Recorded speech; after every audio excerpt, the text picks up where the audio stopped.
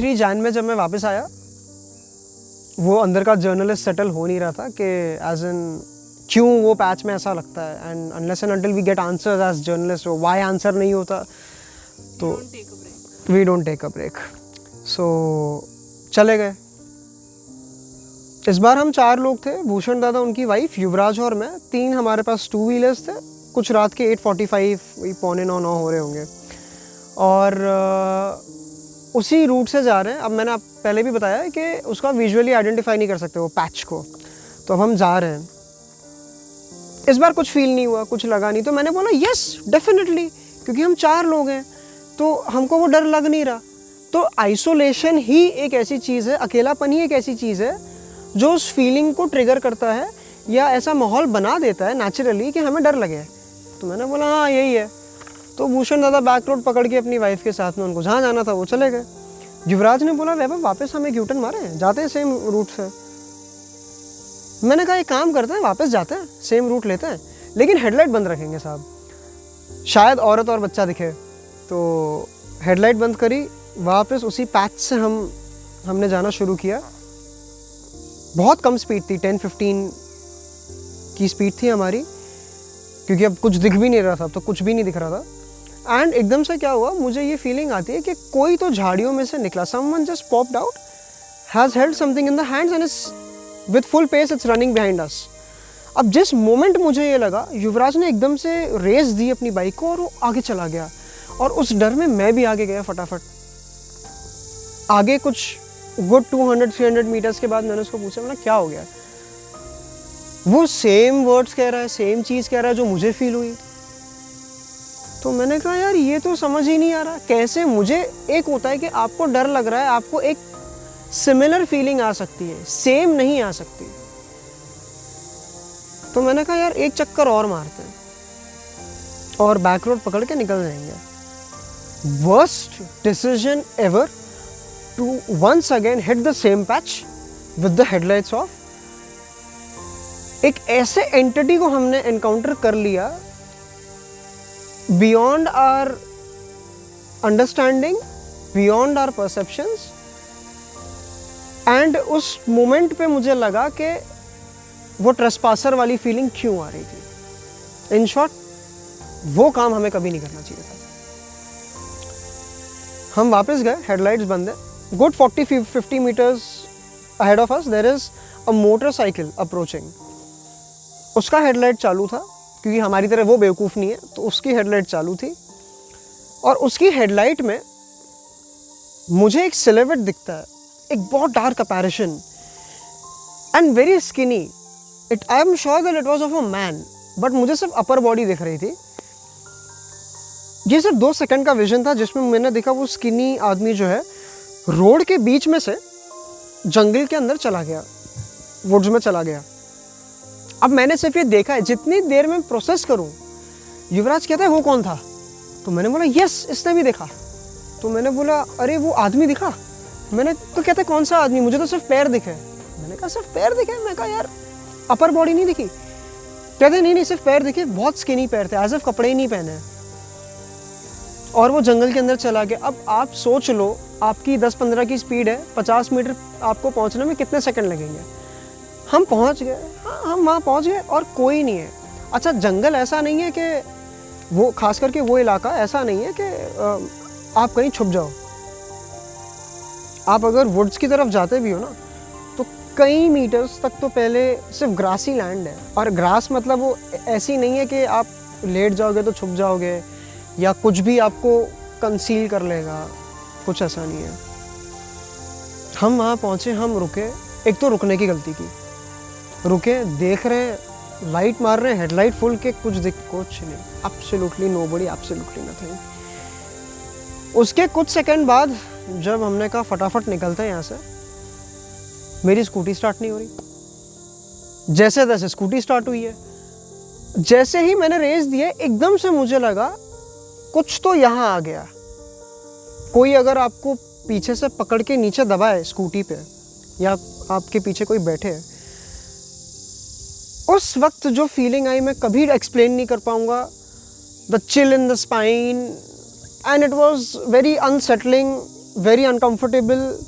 उस वक्त मेरा सिर्फ एक ही मन किया, भागो यहाँ से, भाग जाओ, बस भाग जाओ, आप बिल्कुल सेफ नहीं हो, ये जगह ही सही नहीं है। हम आगे गए, बैक रोड पकड़ा, कुछ देर रुके, पानी वानी पिया।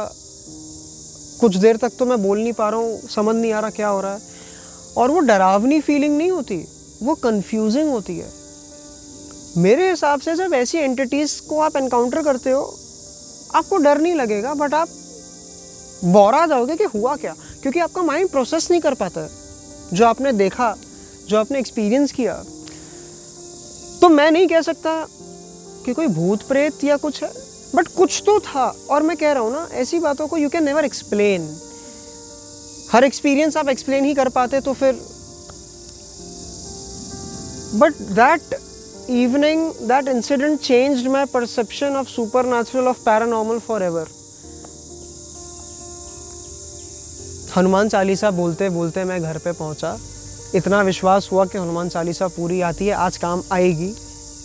जब तक घर पहुंचा बहुत अच्छा लग रहा था, सब ठीक है, बढ़िया है, एक थॉट नहीं है उस इंसिडेंट के बारे में, कुछ नहीं है। घर गया, खाना खाया, and I just dozed of.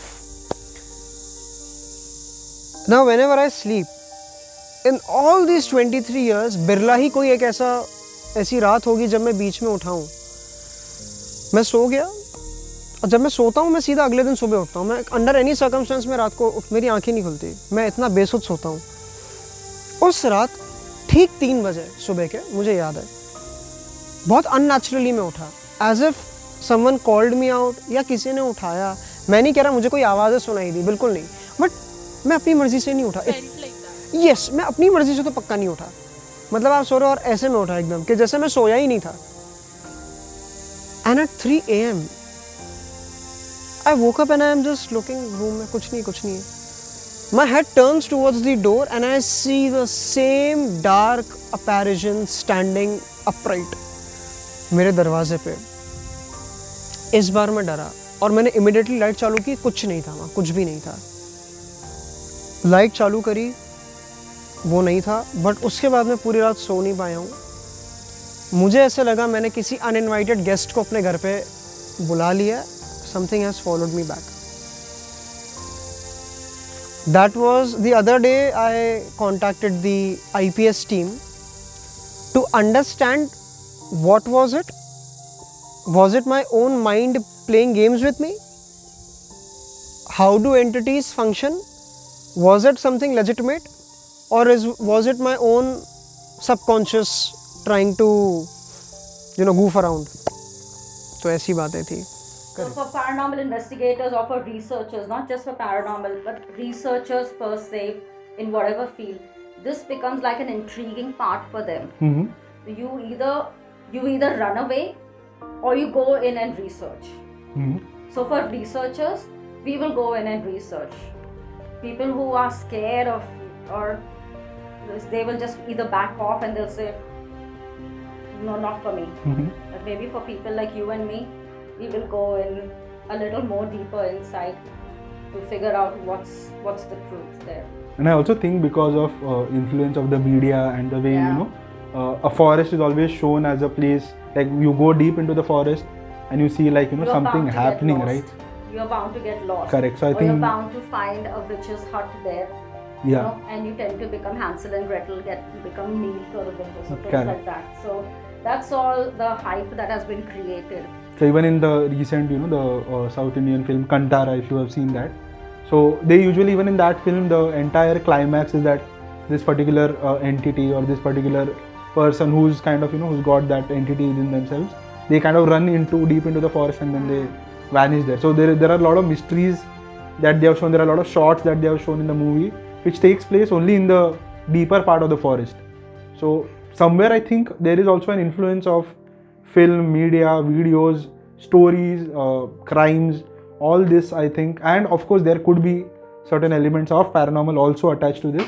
But all in all, you'd see all these things kind of shaping up a belief system that a forest is always considered spooky or creepy or haunted in that sense. True.